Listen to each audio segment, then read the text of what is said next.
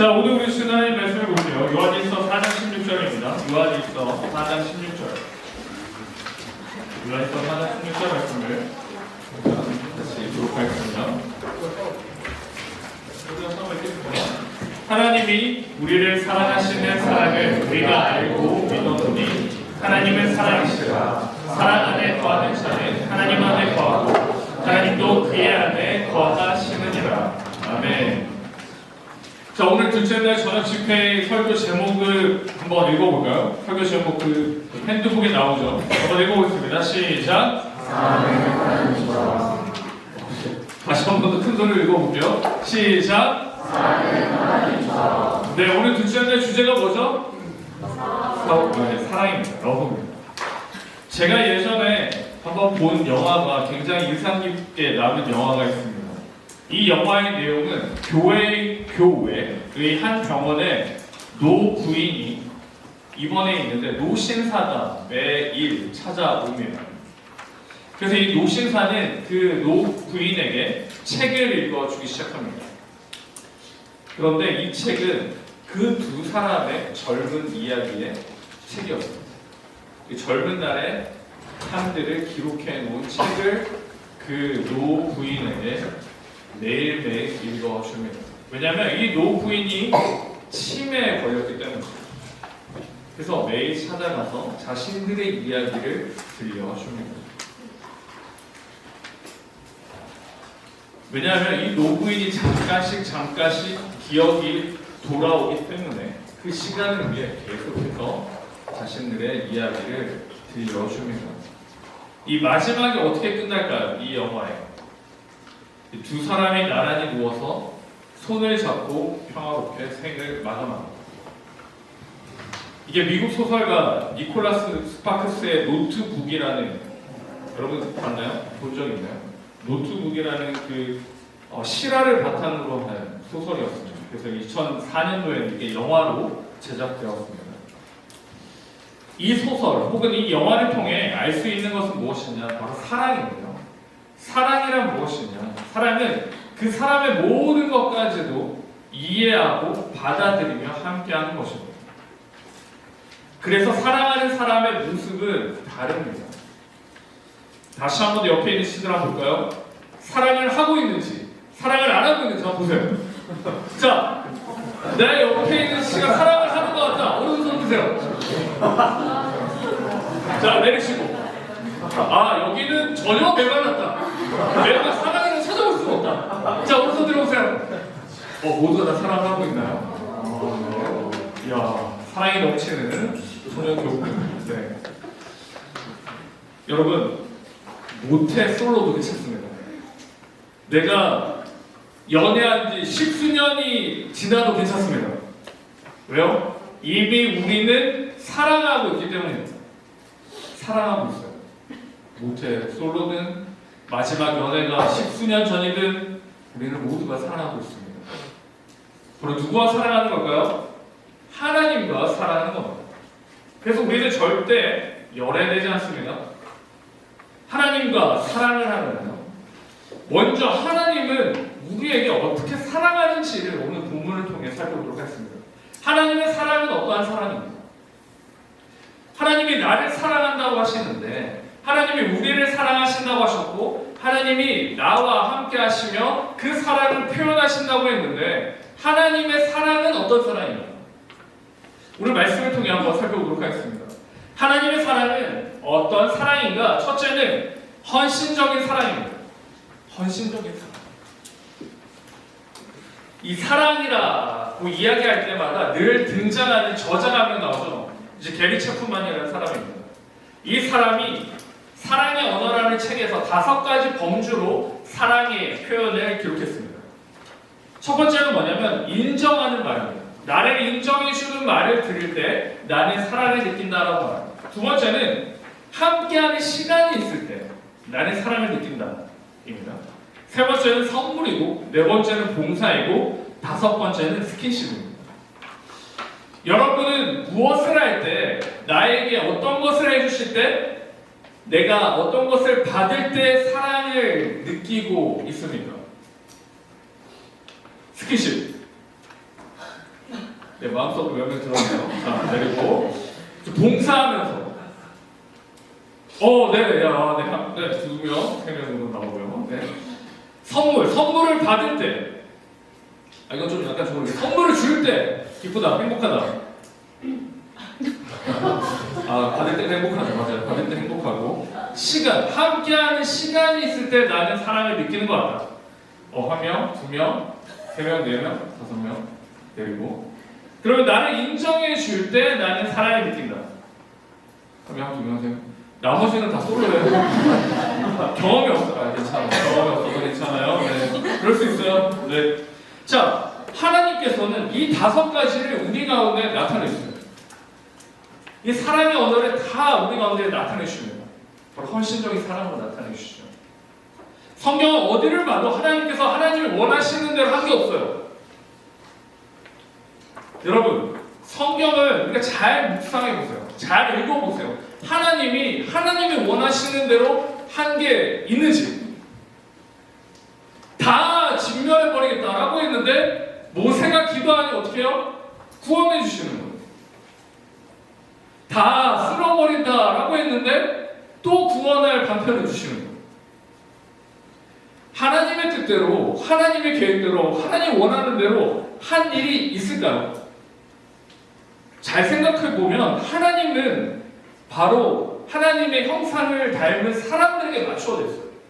그 사람들의 초점에 맞추어져 있습니다. 그래서 그들의 기도와 간구에 어떻게 해요? 반응해 주세요. 헌신적으로 사랑하는 거죠. 왜 이렇게 하실까요? 광야의 불뱀에 물려서 죽는 그들에게 죽어야 되는데 모세를 통해 간절히 기도하니 하나님이 기회를 또 주시고 살아갈 길을 주십니다. 왜요? 하나님이 우리의 아버지가 되시게 되었습니다. 아버지가 되시니 이 자녀들을 하나님께서 사랑해 주시는 거죠. 더 나아가서 헌신적으로 사랑하는 겁니다. 나는 안 먹어도 되고 나는 안 가셔도 되지만 내 자식만큼 어떻게 해요? 좋은 것을 주고 싶은 겁니다. 그게 아버지의 마음입니다. 누가복음 11장 13절인데요. 우리가 처음 읽을까요? 시작. 너희가 갈지라도 좋은 것을 자식에게 줄 줄 알거든 그러면 너희 하나 아버지께서 구하는 자에게 성령을 주시지 않겠느냐 하시니라. 아멘. 여기서 제일 좋은 게 무엇일까요? 성령입니다. 성령. 너희가 악할지라도 좋은 것을 줄 줄 아는데 하물며 너희 하늘 아버지께서 구하는 자에게 무엇을요? 성령을 주시지 않겠느냐. 좋은 것을 주실 것임을 선언합니다. 아버지는 헌신적으로 사랑함으로 가장 좋은 것을 너희에게 허락해 주심을 선포해 주고 있습니다. 그렇다면 여러분, 내가 하나님께로부터 받은 건 무엇이 있을까요? 여러분은 하나님께로부터 어떤 걸 받으셨습니까? 하나님께서 분명히 좋은 것으로 나에게 주신다고 했는데 내가 지금까지 살아오면서 하나님께 받은 것들이 많을 텐데 받은 것 중에 좋은 게 뭐가 있어요? 생각해 본 적 있습니까? 하나님이 나에게 주신 건 뭐가 있을까? 하나님께서 나에게 허락해 주신 건 무엇일까? 생각해 봐야 되는 거죠. 받은 복을 세워봐야 됩니다. 그래야지 그 헌신적인 사랑을 깨달아 알게 됩니다. 오늘 말씀을 준비하면서 제가 몇 가지를 준비해 봤는데요. 하나님 아버지께서 우리에게 좋은 것을 주신다고 했는데 하나님께서 저와 여러분에게 주신 것이 무엇이냐? 첫째는 우리는 창조함을 받았습니다. 창조함을 받았습니다. 그냥 다른 피조물과 다릅니다. 그냥 있으라 해서 있어진 게 아닙니다. 저와 여러분은 어떻게 해요? 하나님의 형상대로 지음을 받은 존재입니다. 그게 제일 중요합니다. 그래서 창세기 2장 7절을 보시면 여호와 하나님이 땅의 흙으로 사람을 지으시고 무엇을 불었다고요? 생기를 이 생령이라고 하는데 루아흐라는 단어를 씁니다. 생기를 불어넣었다라고 합니다. 그렇게 하니 사람이 생령이 되니라. 제가 몇 번 설교를 할 때 이야기했죠. 하나님의 형상대로 지음을 받았던 저와 여러분은 어떠한 존재라고 말씀드렸습니까? 우리는 어떠한 존재예요? 영적인 존재예요. 그러니 하나님을 영이시니 신령과 진정으로 예배드려라. 우리는 영적인 존재입니다. 왜요? 우리에게 생기를 불어 넣으셨기에 그렇습니다. 제가 초등부를 담당할 때 걸작품이라는 찬양이 있었습니다. 여러분 걸작품이라는 찬양 알아요? 자, 초등부 교사님, 네, 걸작품 알아요? 아는데 모른 척하고 있네요. 네. 그로 빚어서 생기를 불어넣어 살아 숨쉬는 사람을 만드셨죠. 뭐 이런 게 있어요. 나는 걸작품 이런 게 있는데 생기를 불어넣으셨다. 이 걸작품이 된 거예요. 누구의 걸작품이요? 하나님의 걸작품이 된 겁니다. 우리는 그 은혜를, 선물을 받은 겁니다. 그 사랑을 받은 겁니다. 동물처럼 그냥 영혼 없이 죽어가는 게 아니에요. 창조함을 받았습니다. 어떤 연예인이 이런 말을 하는 것을 들었습니다. 당신은 다시 태어나면 무엇으로 태어나고 싶으십니까? 라는 이야기를, 질문을 들었어요. 이 사람이 이렇게 이야기합니다. 다시 태어나면 돌이 되고 싶어요. 여러분 어때요? 동의가 되십니까? 흔들리지 않고 그냥 그곳에 남아있는 존재가 되고 싶어요. 굉장히 철학적인 것 같지만 말도 안 되는 소리죠. 다시 태어날 일도 없지만 돌이 더 귀하고 복되다라는 뜻이죠. 전혀 하나님의 사랑을 경험하지 못했기에 그렇습니다. 여러분이 한번 질문해 볼까요? 절대 그럴 일은 없지만 여러분은 무엇으로 태어나고 싶으세요? 자, 자기 집에 있는 애완견처럼 태어나고 싶다. 누구야? 누구야? 아, 그렇죠. 요즘에 막 이렇게 부잣집의 애완견은 저보다 더 잘 사는 것 같아요. 더 비싼 거 먹고. 아무튼 그렇습니다. 사랑을 모르기 때문이죠. 하나님의 사랑을 모르기 때문에 이상한 이야기를 하는 거예요. 근데 여러분, 우리도 사랑을 모르면 하나님의 형상대로 살아가는 것보다 돌처럼 살아가고 싶다라고 이야기하는 것 같습니다. 하나님 사랑을 저버리고 이 세상을 사랑하고 품고 붙들며 살아가는 사람들 어떻게 해요? 이 연예인처럼 아니요, 나는 하나님의 사랑으로 하나님의 형상대로 사는 게 아니라 돌멩이로 살기를 원합니다. 그럼 무시하게 이야기하고 살아가는 사람들입니다. 두 번째로 우리가 하나님께로부터 받은 것은 무엇이냐? 바로 선물입니다.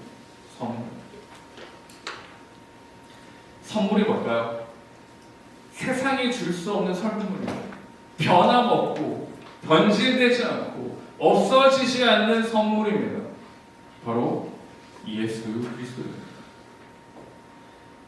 대단한 선물이죠. 없어지지 않는 선물입니다.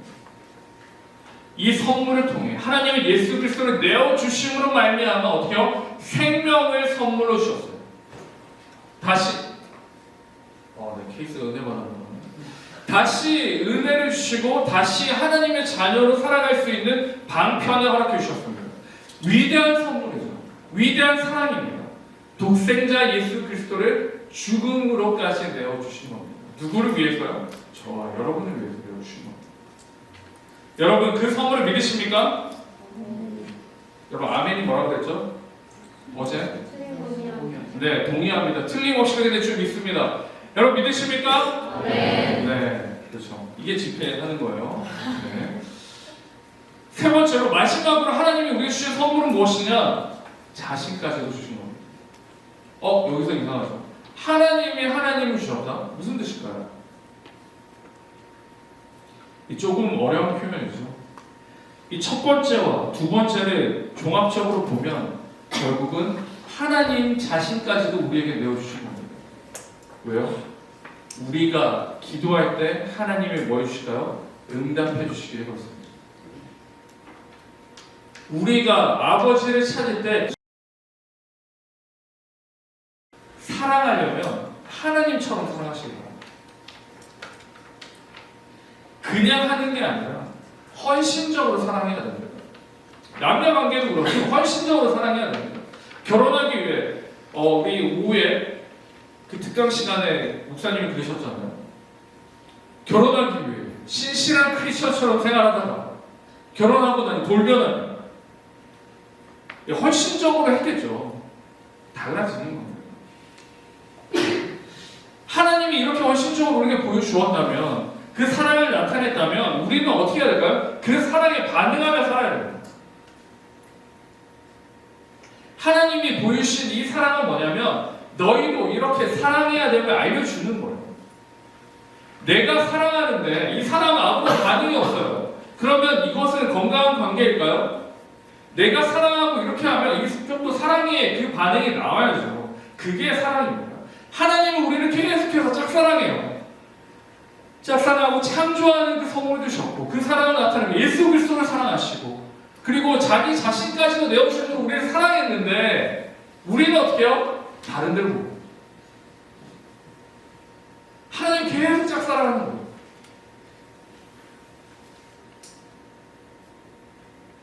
하나님을 여러분 사랑하신 거라는 거 어떻게요? 하나님이 보여주신 그 모습으로 사랑하신 거라는 거. 헌신적으로 사랑하는 겁니다. 헌신적으로. 여러분 결혼을 할 때, 결혼 안 해봤죠?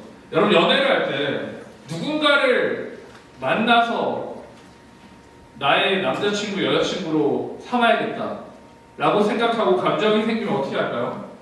어떻게 하나요? 마음속으로 나는 좋아하는데 나는 좋아하는데 이러다 끝나나요? 아니죠. 노력하잖아요. 저 사람이 나타날 때마다 가는 거예요. 좀 무섭겠지만 가는 데로 선물이 놓여져 있어요. 노력을 해야 됩니다. 헌신이 있어야죠. 그래야 마음이 열리는 거죠. 그렇지 않으면 마음이 열리지 않습니다. 헌신적으로 사랑하시기 바랍니다. 누굴요? 물론 사람들도 지체들도 헌신적으로 사랑하지만 하나님을 헌신적으로 사랑하시기 바랍니다. 이 작년 12월에 우리 전체 리더십 회의를 했는데요. 리더십 수련회 가운데 이슈가 된 한 주제가 있었습니다. 그게 뭐냐면 젊은 청년들의 연애였습니다. 연애였어요. 왜 화두가 되었냐면 형제는 휠체어를 타는 사람이었어요. 자매는 유명 걸그룹 출신이었습니다. 이 두 사람 다 신실한 크리스천이고 이제 연애를 한다고 이제 난리가 난 거예요. 그래서 자매들은 너무나도 아름다운 모습이다. 너무나도 좋다. 나도 저런 사람을 이렇게 이야기를 하는데 옆에 있는 형제들은 아니다. 저 형제 얼굴을 보고 그래도 잘생겼으니까 만났어. 잘생겼으니까 걸그룹 출신의 연예인이 만나서 교제하는 거다. 이러면서 어딨지? 네 있었어요. 네 있었어요. 근데 뭐 자매들은 무슨 말도 안 이거는 진짜 정말 아름다운 로맨스 사랑이다. 이러면 막 야구의 얼굴이 잘생겼으니까 만나는 거다. 아니다. 난리도 아니었어요, 여러분. 리더들이 이런 거 살아요. 네. 이런 난리도 아니었어요. 은혜로 그런 게 아닌가. 나도 그렇게 생겼으면 그렇게 합니다. 그런데 여러분 잘 생각해보세요. 형제의 얼굴이 아무리 잘생겨도 이 형제가 지금 휠체어를 타고 살아갑니다. 그러면 결국은 이 두 사람 다 헌신을 해야 돼요. 포기해야 되는 게 있습니다. 아무리 남자가 잘생겨도 포기해야 되는 게 있습니다. 아무리 자매가 아름다워도 포기해야 되는 게 있습니다. 형제는 형제대로 불편함을 감수해야 되고 또 어려움을 감수해야 됩니다. 자매는 어때요? 자매대로 그 어려움과 힘듦이 있습니다. 헌신하기 때문에 사랑하는 거예요. 근데 여러분 잘 보세요. 헌신하는 사랑에는 뭐가 있을까요? 불편함이 있습니다. 헌신적인 사랑에는 불편함이 있어요. 하나님도 제가 말씀을 묵상할 때는 헌신적인 사랑에 불편함이 있습니다. 말씀하시는 분이 하면 되는데 사랑하시니까 기도하면 어떻게 해요? 또 기회를 주시는 거죠. 우리도 하나님을 사랑할 때, 헌신적으로 사랑할 때 어떻게 해요? 불편함이 나타납니다. 내가 해야 되고, 내가 지켜내야 되고, 내가 감당해야 될 것들을 못하게 돼요. 왜요? 헌신적으로 하나님을 사랑해야 돼요.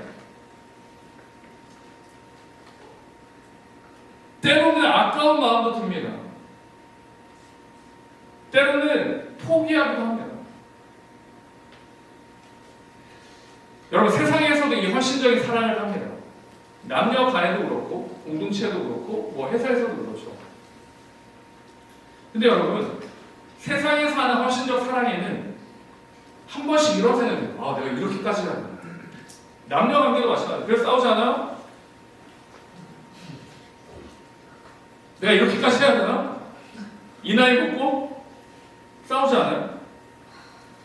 헌신적 사랑은 세상에서는 나중에 화가 안 납니다. 그리고 나중에는 정말 모든 것을 끊어버리고 싶어요. 아까운 마음도 들고 참 내가 바보 같다는 생각도 듭니다. 근데 여러분, 하나님을 향한 헌신적인 사랑은 결탄코 그런 일이 없습니다. 제가 한 사람을 소개할 텐데, 하나님은 헌신적으로 사랑한 분입니다. 지난번 설교 때 여러분 기억하시나요? 제가 신대원 가면 무슨 글자가 있다고 말씀드렸죠? 자, 뭐라고? 일사가고. 일사가고 뜻이 뭐라고 그랬어요? 일사가고. 죽겠다는 각오를 갖고. 네. 죽을 각오를 가지고 살아가는 겁니다. 그게 일제 지배 시대 때 주기철 목사님의 설교 제목이었어요. 일사가고. 이 긴 역사를 줄여서 말하면 일제 시대 때 신사참배를 반대하고 이제 옥에 갇히십니다. 그리고 1944년에 순교하시는데 그 설교 내용을 좀 가져와 봤어요. 한번 보여주세요. 보이시나요, 여러분? 자, 한번 읽어보세요. 우리 용래 형제? 용래 형제 어디 있어요? 네, 한번 읽어주세요. 지금 일사가고 해서 네, 한번 읽어주세요. 물 좀 마실게요. 나의 사랑하는 교우 여러분, 그리스도의 사람은 살아도 그리스도인답게 살고 죽어도 그리스도인답게 죽어야 합니다. 죽음이 무서워 예수를 저버리지 마십시오. 풀의 꽃과 같이 시들어 떨어지는 목숨을 아끼다가 지옥에 떨어지면 이보다 두려운 것이 어디 있겠습니까? 한 번 죽어 영원한 천국의 공락을 얻는다면 이보다 즐거운 것이 어디 있겠습니까?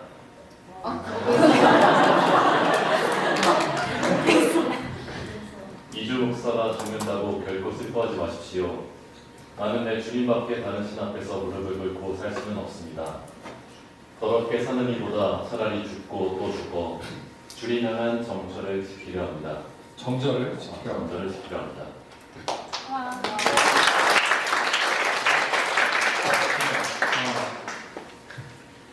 용례 형제한테 박수 친 거예요. 저 이해가 안 되는데. 네. 주기철 목사님의 설교를 이렇게 하시죠. 나는 그리스도의 사람은 살아도 그리스도인답게 살고 죽어도 어떻게요? 그리스도인답게 죽어야 합니다. 그래서 그 뒤에 붙이실 말씀이 무서워 예수를 저버리지 마십시오 라고 합니다. 이게 뭘까요? 여러분, 이게 헌신적 사랑입니다. 어떠한 상황과 환경 가운데서도 변함이 없습니다. 그게 헌신적 사랑입니다.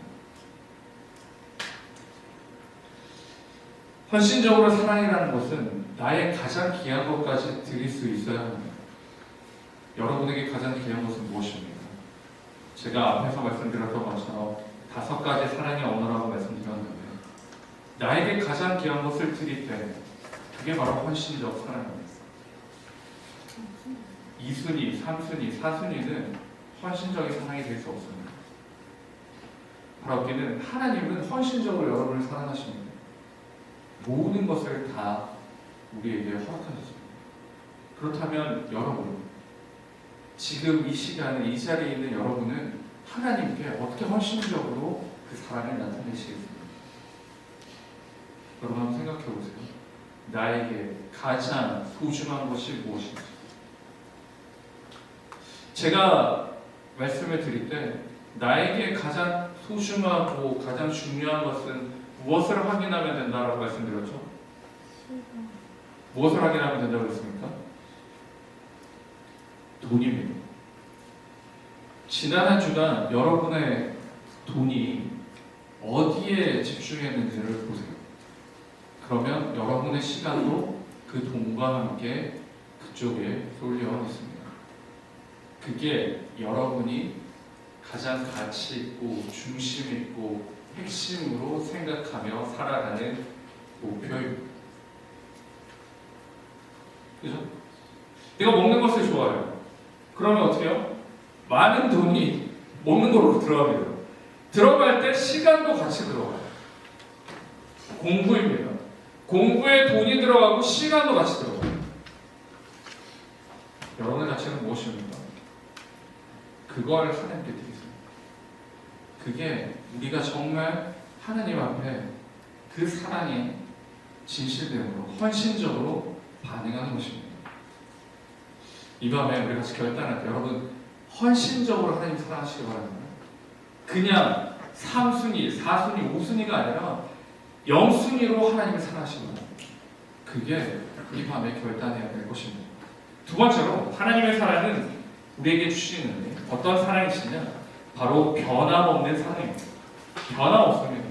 변질되지 않습니다. 여러분 지금 여러분이 좋아하는 가수가 있나요? 아이돌 그룹이 있나요? 저희 이제 1호가 어린이집을 다니기 시작하니까 가요를 부르기 시작해요.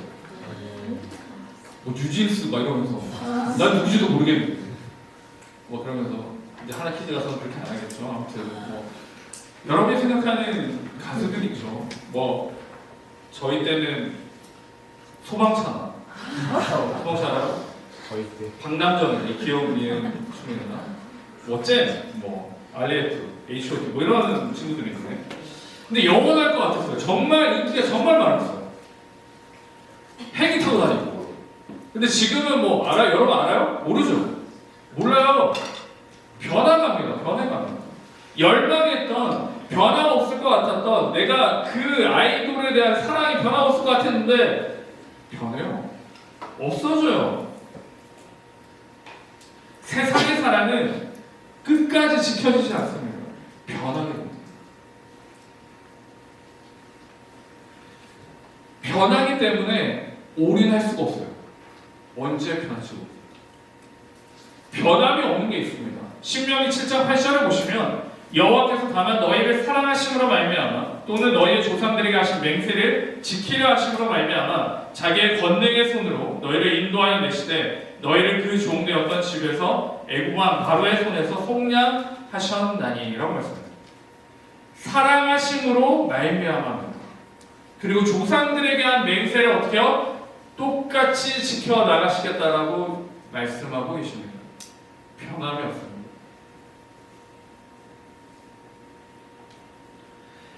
너희 조상들은 내 말을 잘 들었으니까 언약을 맺었는데 너희들은 이제 다시 내가 요구하는 조건을 충족시켜야지 나랑 약속할 수 있어. 내 약속을 지킬 수가 있어가 아닙니다. 변함이 없습니다.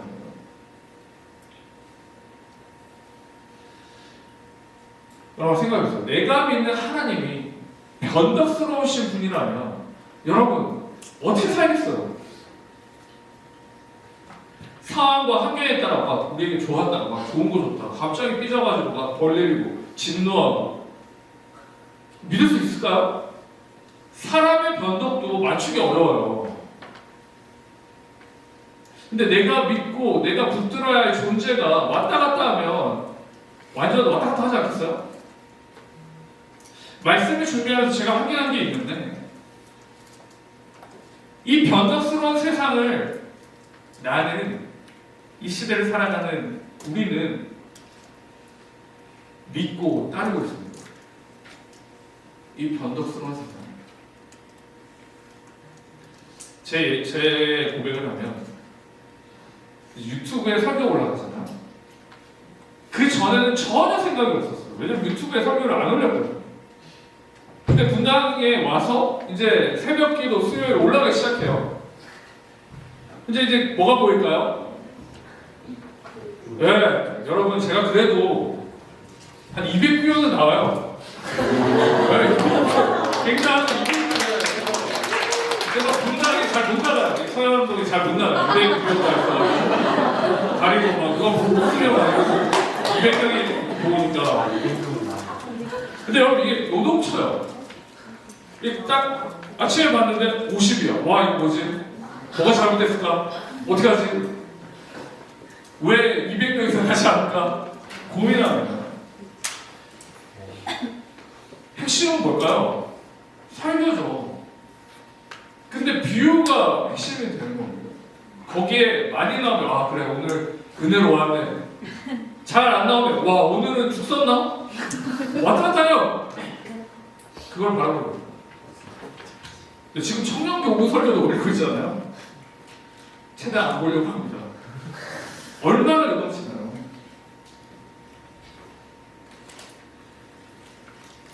세상의 사랑은 요동칩니다. 근데 우리는 그 변덕스러움을 붙잡고 살아갑니다. 내가 조금만 이루면 그걸 붙잡고, 내가 조금만 잘 되면 그걸 붙잡고, 좀 안 되면 그 안 되는 것으로 또 좌절합니다. 여러분 이 모습은 뭐와 같아요? 변덕스러운 세상을 붙들며 살아가는 거예요. 그 세상을 믿으며 살아가는 거예요. 그러니 조금 좋으면 모든 게 행복하고, 조금 안 되면 좌절하고 실망하고 실족하고. 이 모습은 누구를 믿는 거예요? 세상을 믿는 거예요. 그 세상의 변죽에 우리도 같이 발맞추어 변죽을 울리며 살아가는 거예요.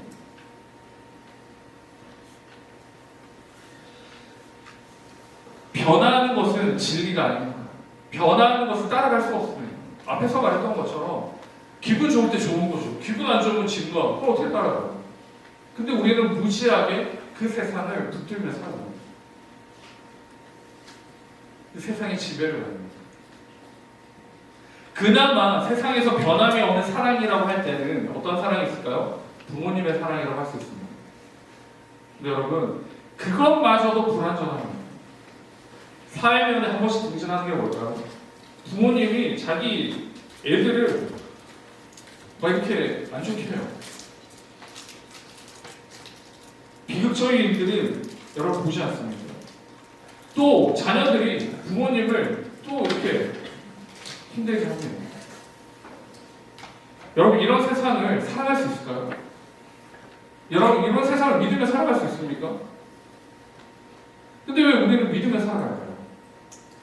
그게 절대적인 진리인 것처럼 변함이 없는 것처럼. 그럼 이렇게 질문할 수 있을 겁니다. 그러면 세상을 사랑하지 않고 그럼 우리는 어떻게 하는 겁니까? 세상을 사랑해야죠 라고 질문할 수 있습니다. 이것은 우리 교회 홈페이지에 정답이 나와 있습니다. 여러분 알까요? 우리 교회 정신과 맥을 같이 하는데요. 우리는 세상을 사랑한다가 아닙니다. 우리가 세상을 사랑하는데 그 전제적 조건이 있습니다. 그 전제적 조건은 뭘까요? 주님이 사랑한 세상. 내가 사랑하는 게 아니에요. 주님이 사랑하셨기 때문에 우리가 세상을 사랑하는 겁니다. 변함없는 사랑을 받은 주님으로 말미암아 받은 저와 우리만이 변함없이 사랑할 수 있는 거예요. 그걸 세상이에요. 그런데 우리는 이 전제적 조건을 뺐어요. 내가 사랑하는 세상이 됐어요. 그러니 세상에 자지우지되며 살아갑니다. 하나님은 변함없는 사랑을 보이셨습니다. 창세기부터 요한계시록까지 그 모든 기록은 하나님의 언약이었고 그 내용은 무엇이었냐면 내가 너를 사랑한다. 언제까지요? 끝까지. 그럼 성경을 읽어보세요. 내가 너를 저주하고 내가 너를 싫어하고 내가 너를 미워하다니 너는 없어져라. 없어요. 사랑하니 돌이켜라. 사랑하니 복을 주고 사랑하니 예수 그리스도를 통해서 구원해주고 전부 다 사랑이에요. 변함없습니다. 우리가 넘어지고 무너지고 쓰러질 때라도 하나님은 우리를 뭐요? 사랑하시는 변함없으시죠. 자, 또 한 분을 소개할 텐데요. 어제는 노래였고 오늘은 인물입니다. 이 영화 제목이 있는데 사랑의 원자탄이라는 영화가 있습니다. 보신 분 있을까요? 왜 웃죠? 굉장히 마이너 영화처럼 보이나요? 이 영화의 주인공이 되시는 목사님이 있는데요. 그 목사님이 이제 여수에 가면 설옥도가 있습니다. 민지 리더, 설옥도 가봤나요?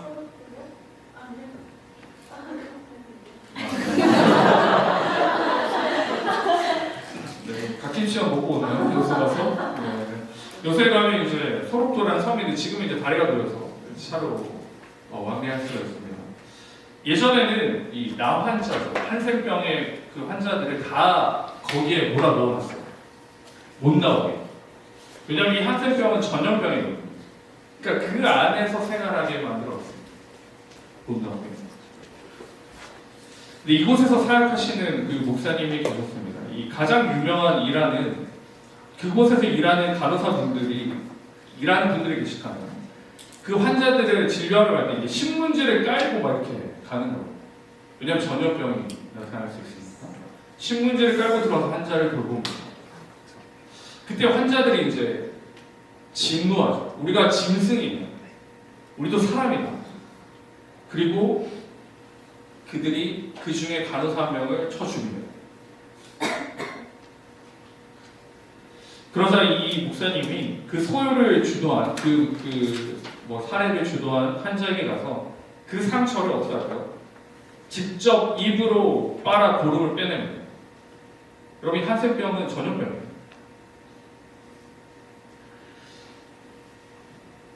걱정을 많이 했는데 결국은 이제 전염되지는 않았습니다. 그때 이 목사님이 병에 걸리지 않은 것에 굉장히 한탄했다라고 합니다. 내가 병에 걸렸으면 훨씬 더 마음과 함께 사역을 할 텐데 라는 아쉬워했다고 합니다. 그러던 중에 유교가 발발하고 1948년에 여순 사건이 일어납니다. 알죠? 고등학교 졸업? 여순 사건이 일어납니다. 반란군의 세력에 의해서 두 아들이 살해당합니다. 이 공산당원들한테 두 아들이 살해당했어요. 욕과 비슷하죠. 두 아들이 살해당했습니다. 모두가 다 슬퍼하는데 이 손영원 목사님은 어떻게 하셨느냐? 한번 볼까요? 기도문을 올리는데 이렇게 기도합니다. 감사 기도문입니다. 첫 번째, 나 같은 죄인을 통해서 순교의 자식들이 나오게 하셨으니 하나님 감사합니다. 둘째, 허다한 많은 성도들 중에 어찌 이런 보배들을 주께서 하필 내게 맡겨주셨는지 그 점 또한 주님 감사합니다.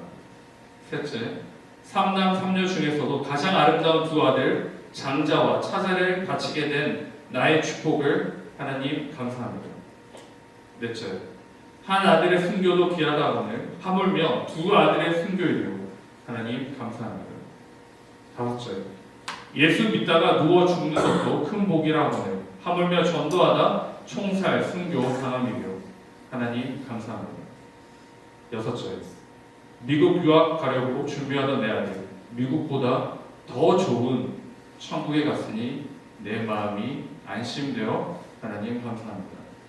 일곱째, 나의 사랑하는 두 아들의 총살한 원수를 회개시켜 내 아들 삼고자 하는 사랑의 마음을 주신 하나님 감사합니다. 아홉째, 이 같은 역경 중에서도 이상 8가지 진리와 하나님 사랑을 찾는 기쁜 마음, 여유 있는 믿음 주신 우리 주 예수 그리스도께 감사합니다. 마지막 10번째, 이렇듯 과분한 축복 누리게 되는 것을 감사합니다. 그리고는 이 두 아들을 죽인 청년을 양자로 삼습니다. 여러분, 이게 뭘까요? 송 목사님은 정말 그 두 아들을 죽인 그 청년을 사랑해서 양자로 받아들였을까요? 제가 볼 때는 쉽지 않습니다. 불가능해요. 그런데 이렇게 할 수 있는 건 뭘까요? 하나님에 대한 사랑의 반응입니다. 하나님이 이 세상을 사랑하셨기에 이 세상을 사랑하는 것이고, 하나님이 사람을 사랑하셨기에 그 사람을 사랑하는 것입니다.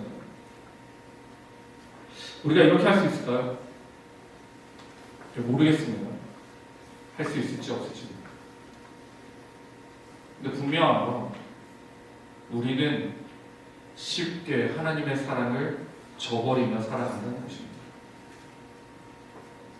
이 정도의 고통과 고난과 역경이 아님에도 우리는 하나님의 사랑 앞에 반응하지 못합니다. 그게 왜요? 변하고 있는 세상을 사랑하기에 그렇습니다.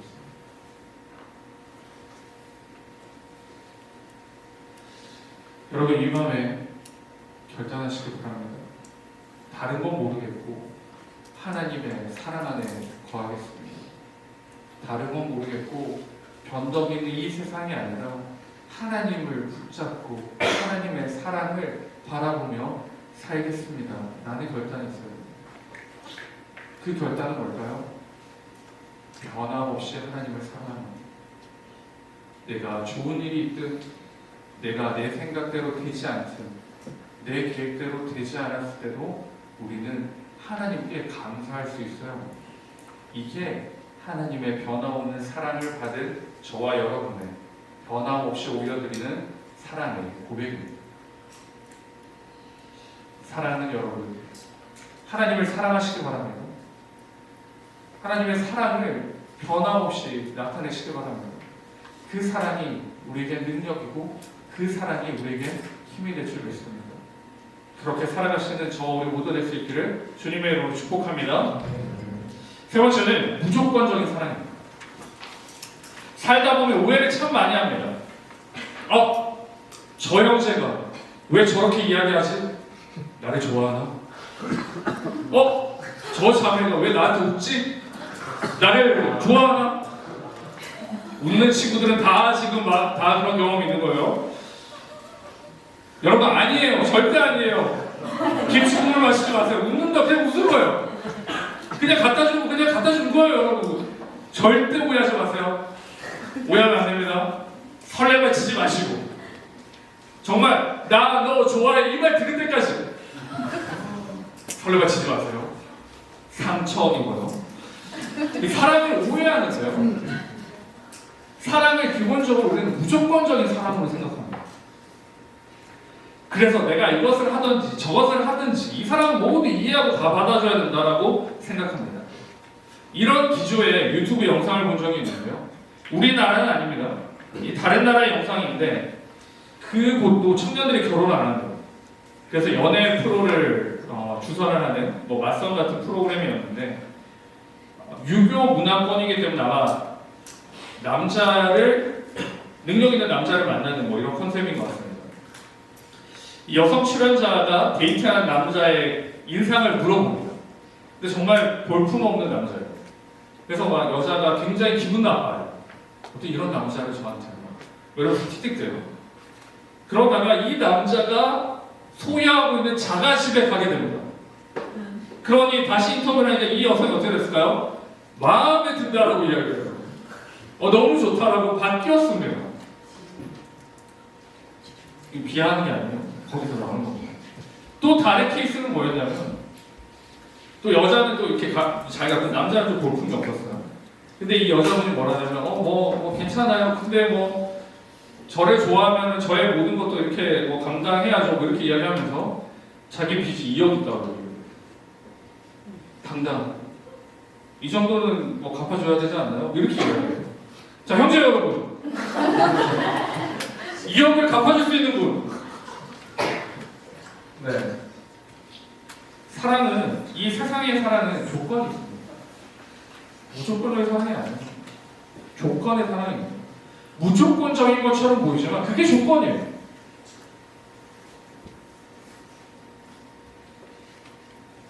어느 누구도 이 세상은 조건의 사랑을 원합니다.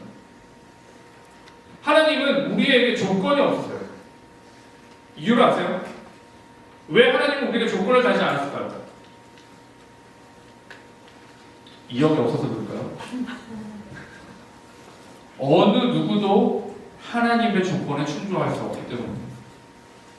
어느 누구도 하나님의 요구에 맞춰서 살아갈 수 있는 사람이 없게 되었습니다. 그래서 조건이 없어요. 불가능합니다. 그래서 저와 여러분은 어때요? 연약한 존재예요. 시편 39편 4절을 보시면 같이 한번 읽겠습니다. 시작. 여호와여 나의 종말과 너는 이룰 때까지 기다리게 하사 내가 나의 연약함을 알게 하소서. 내가 나의 연약함을 알게 하소서. 하나님의 조건에 맞출 수 없는 존재임을 깨달아 알게 하여 주시옵소서. 또한 히브리서 4장 15절에도 같이 읽습니다. 우리에게 이는 대제사장을 우리의 연약함을 부정하지 못하실 리가 아니고 모든 일에 우리와 똑같이 시험을 받으시는데 죄는 없으십니다. 우리가 하나님의 조건에 맞추어 갈 수 없으니 하나님이 예수 그리스도를 이 땅에 보내셔서 우리의 조건을 맞춰주신 거예요. 무조건적인 하나님. 한계가 있는 인간이기에 처음부터 조건을 만들어 두지 않으셨습니다. 근데 여러분 문제는 뭔지 아세요? 오히려 우리가 조건을 만들고 있어요. 나의 하나님이 되기 위한 조건. 내가 믿을 수 있는 하나님의 조건들을 만들고 있습니다. 바뀌었죠. 그 조건에 부합해야지만 내가 믿어요. 그 조건에 합당해야지만 이성적으로 내가 믿을 수 있는 하나님이 되는 겁니다.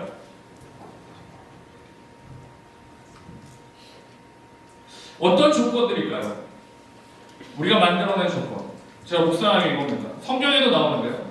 그들이 원하는 조건이 있어요. 우리도 또 동일한데요. 첫째는 뭐냐면 승리하는 하나님이어야 돼요. 승리하는 하나님이어야 됩니다. 우리가 만들어낸 조건은 하나님은 강한 분이셔야 돼요. 그 강한 분으로 말미암아 내가 어떻게 해요? 실패하면 안 됩니다. 그래서 성경에도 내가 전쟁에 나가서 절대 질 수 없어요. 하나님의 언약궤를 가져갔으면 100% 이겨야 됩니다. 승리하시는 하나님만 있어요. 그런데 질 때가 있습니다. 그러면 어떻게 해요? 하나님이 아니라 우상을 찾아가요. 둘째, 우리가 만들어낸 하나님의 조건은 뭐냐? 반드시 이루셔야 돼요. 실현해 주셔야 돼요. 내가 원하는 것을 실현하실 때 비로소 나의 하나님이 될 수 있어요. 자신이 원하는 것을 이루어내는 분이 바로 나의 하나님인 거예요. 하나님의 뜻을 실현하며 사는 우리가 아니라 내 뜻을 실현하는 하나님을 원하는 거예요. 내 뜻을 실현해 줘야 돼요. 그게 내가 믿을 수 있는 하나님입니다. 마지막으로 조건이 무엇이냐? 무조건적인 응답입니다. 내가 기도하고 원하는 것 무엇이든지 나타나야 돼요. 하나부터 열까지 내 눈안에 나타나야 되고 내가 원하는 대로 이루어져야 됩니다. 그래야 내가 그분을 믿을 수가 있어요. 근데 여러분 아닌 것 같죠? 그럼 이렇게 살아가고 있습니다. 나의 삶에서 승리만 있어야 돼요.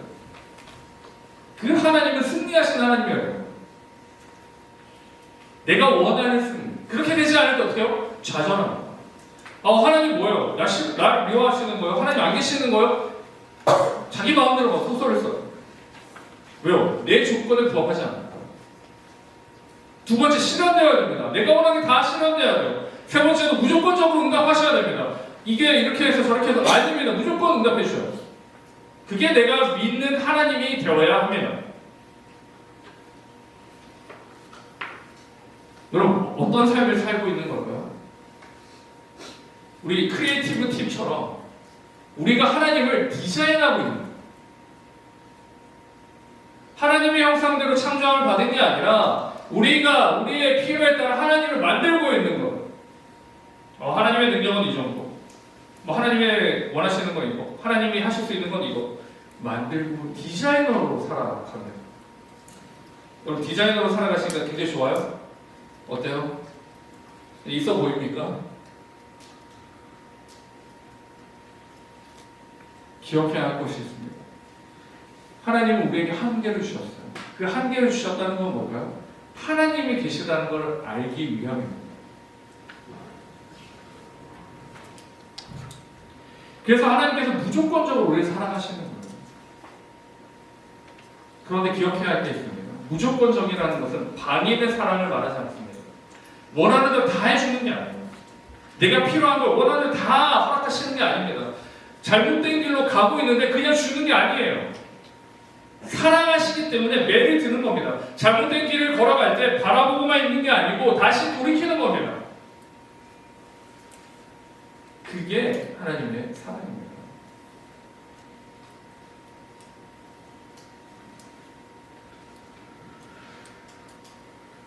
하나님은 무조건적인 사랑으로 여러분을 사랑하십니다. 그 사랑을 믿으시기 바랍니다. 그 사랑을 믿지 못해 하나님을 디자인하는 게 아니라 하나님의 그 사랑을 사랑으로 얻고 그 사랑을 붙들 때 우리에게는 놀라운 하나님의 은혜와 역사가 나타날 수 있습니다. 어떠한 일들이 일어날까요? 시편 37편 28절입니다. 여호와께서 정의를 사랑하시고 그의 성도를 버리지 아니하심이로다. 그들은 영원히 보호를 받으나 악인의 자손은 끊어지리로다.